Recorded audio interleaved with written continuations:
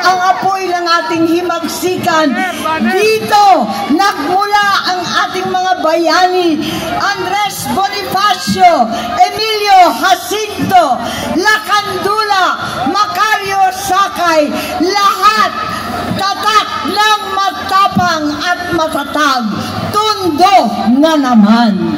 At dito rin sa Tondo, 2 Ilocano ang naglunsad ng ating kilusan ng manggagawa, Isabelo de los Reyes, Gregorio Aglipay.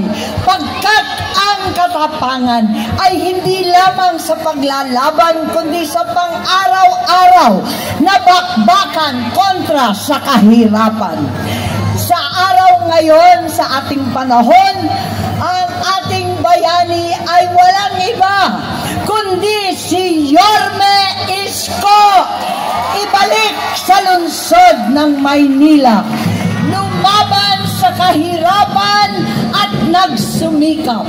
Lumaban sa kamangmangan at nag-aral ng puspusan. Lumaban sa katiwalian at nakita natin naging matagumpay. Dito sa harap ninyo, ako'y nangangako, kasama ni Yorme at lahat ng ating konsehal, kasama ng ating vice-mayor at ni Lito Atienza, kasama ng ating kongresista, nadadalhin ko ang tapang at sakripisyo hango ng Tondo diyan sa Senado upang ibangon muli ang lungsod nating minamahal, ang Maynila. Ibagsak natin ang hindi makakatarungan na presyo. Ang disenteng trabaho ay itaguyod, hanap buhay sa bawat pamilya, at higit sa lahat, tayo ay magkaisa. Nitong nakalipas na linggo, nahati ang sambayanan dahil sa biglang pag-aresto at pagtangay ng dating Pangulo Presidente Rodrigo Roa Duterte. Naglunsad ako ng isang investigasyon diyan sa Senado at napatunayan na sunod-sunod na irregularidad at paglalabag sa batas ang nangyari. Hindi ko po matanggap ang dagok sa atin, ang insulto sa husgado at ang hamon sa soberanya ng ating minamahal na Republika ng Pilipinas. Kumalas na po ako sa alyansa at ako narito upang magkampanya ng mag-isa. Ngunit hinakap ako ni Isko at lahat ng konsehal ng Maynila. Maraming salamat sa inyo dito sa Tondo.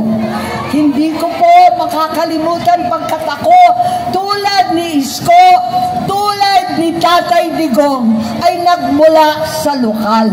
Alam namin ang agarang aksyon. Kilala namin ang tuloy-tuloy at tapat na solusyon. Mas malakas ang tenga namin sa kalam ng sikmura kesa sa bardagulan ng politika. Mas malakas ang boses namin sa pagtatanggol sa mahihina kesa sa walang tigil na siraan at pamumulitika. Kaya sa araw na ito, sana'y nagdidiriwang si Tatay Digong ng kanyang 80 kaarawan sa piling ng kanyang minamahal diyan sa Davao. Pero sa halip na magdiwang siya sa Davao, siya ay nasa malayo, mag-isa, malamig, may sakit, walang alyansa, ngunit kulad natin dito ay malakas pa rin, matapang pa rin, matatag pa rin. Kaya't sa araw na ito, wala tayong regalong kailangan na hiling ng nakararami na makauwi at may pagtanggol ang kanyang sarili sa harapan ng husgadong Pilipino.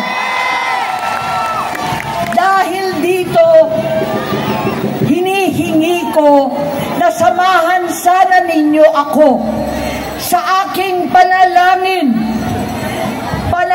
sa ating minamahal na patron ng Tondo, ang dakilang bata, ang ating Santo Niño. Mahal na poon, ikaw ang nagbigay ng lakas, tapang at talino kay Rodrigo Duterte at sa mga inihalal ng bayan. Sa loob ng maraming taon, pinatunayan niya ang kanyang malasakit, sinakripisyo ang sarili upang magtanggol ng mahihina at buong tapang na lumaban para sa kapayapaan ng bansa.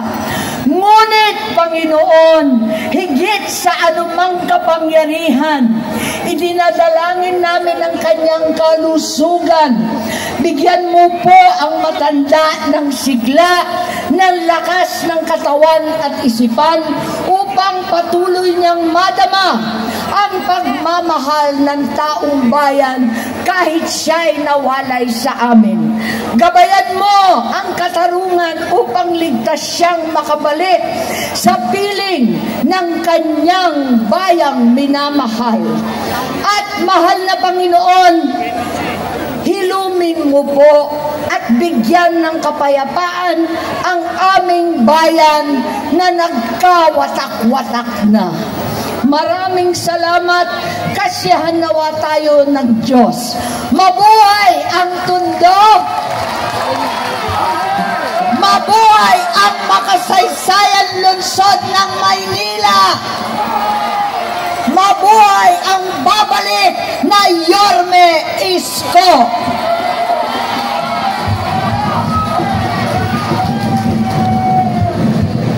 Maraming salamat po muli po. Huwag po natin kalilimutan ang number 39 Senador Amy Marcos.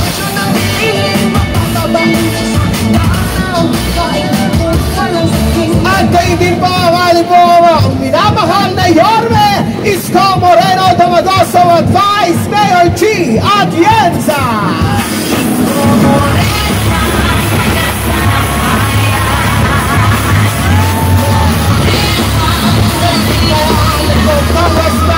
Congressman Ernest Chinicio. Kayo din po ng ating po mga Yormes Choice sa panguno po ni Konsehara Dr. Irma Alfonso, Councilor Joaquin Domadoso, Councilor Jesus Nagapahardo, Councilor Colonel June Ibay, Councilor Bobby Hernandez, Councilor Ian Bersainiela at Congressman Ernest Chinicio. Ng ating po puting senadora, ang number 39 Senador Amy Marcos.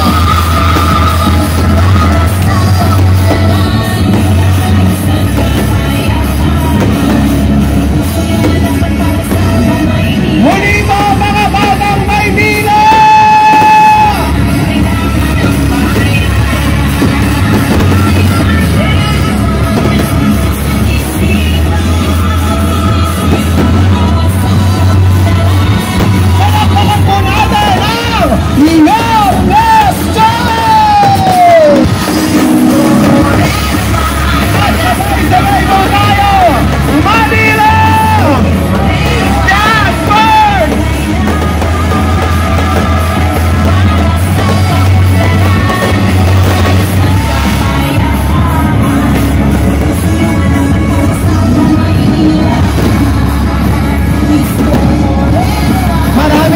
Salamat po sa lahat ng ating pong mga minamahal na batang Tondo dito po sa unang distrito ng lungsod ng Maynila, sa lahat po ng ating pong mga nakasama, ganoon din po sa ating pong mga punong barangay, sa lahat po ng ating pong mga barangay officials, ang ating mga kaagabay at lalo tigit ang mga